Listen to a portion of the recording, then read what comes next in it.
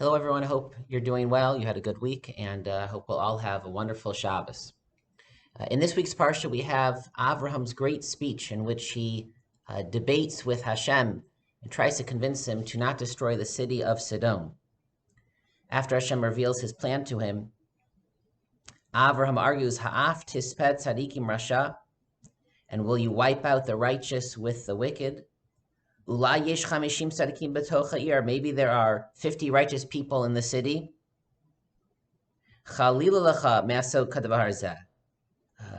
God forbid, so to speak, that you should do such a thing. Will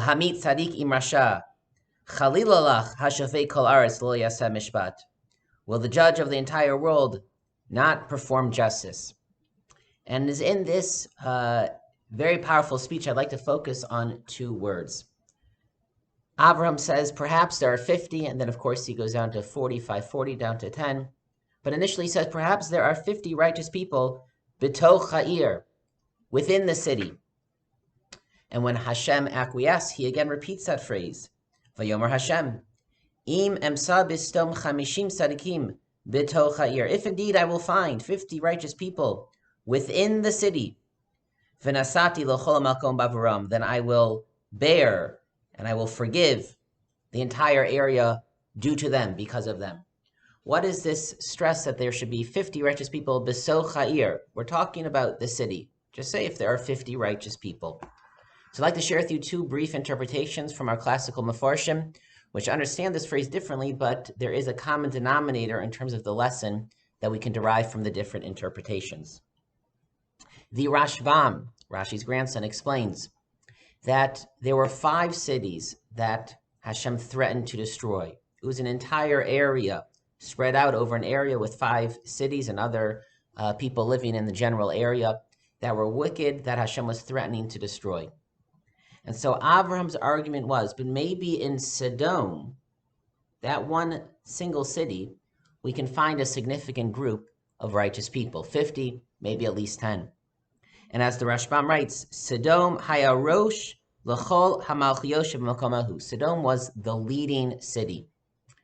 And so Avraham argued, if perhaps there are enough, I can find enough good in that leading city, that if so, then they can have an influence, they can possibly change the culture in the entire area. If there would have been a certain group of righteous people in one of the smaller towns, or living out in isolation, that wouldn't have been enough. It's not enough to find 50 righteous individuals, he said, but maybe there's a group in Sodom, in the most influential city of the area, and that will be the kernel from which we can turn the tide and change the culture and improve the entire area.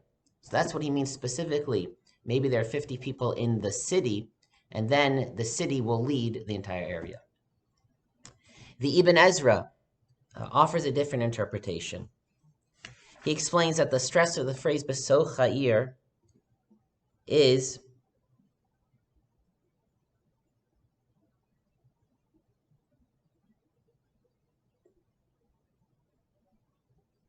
shehem yireim es Hashem b'farhesia, that they are righteous not just in private, but out in the city, in public. Because again, this wasn't an issue of a collection of wicked individuals. It was about a city, an area in which the culture, in which even the laws had become corrupt. And so it would not have been enough to find 50 people that in the privacy of their home are righteous. Avraham was arguing maybe we can find 50 people who in public will be an example of righteousness, of morality, because again, we need to change the culture, we need to change the area. Unfortunately, he cannot find such righteous people. Maybe there were some righteous people, but they were only righteous in the privacy of their own home. Or maybe, according to the Rashbam, there are some righteous people, but out in isolation, not in influential areas. And thus, that was not enough to change the culture, to see even the possibility of change in culture, to raise up the area, and therefore, unfortunately, Hashem did destroy Sodom. The lesson we can learn from both of these interpretations, both the Rashbam and Ibn Ezra, is that our actions do have an influence on those around us. We model behavior that affects those around us, and our mission in life is to be individuals that are righteous, that serve Hashem, that constantly are trying to grow and to improve and become better people, but also to be people that are anashim besocha ir, tzadikim besocha ir, to be good people out in the city, to be good people modeling good behavior in the areas around us, wherever we are at home. If we are positive, if we are caring, if we are giving, then others will follow suit. That will spread. Everyone else will be in a better mood, will be more generous, will be more caring. When we're in shul, we should use our time in shul to daven, to connect to Hashem. What other time do we have that is as easy? Shabbos, you're in shul, you're in the right mindset. We're not distracted as much, hopefully. So we should take that time, at least part of our time in shul, and daven to Hashem. But that's not just important for us. If we are focused in shul, the people sitting next to us notice that. It catches on. The person next to us will daven better. The person next to us will be more connected to the davening. Wherever we are, whatever we're doing, in any area of life, we can influence, we can lift up those around us, even when we're not trying to do that, but just being ourselves, being our best selves, will help others be their best selves.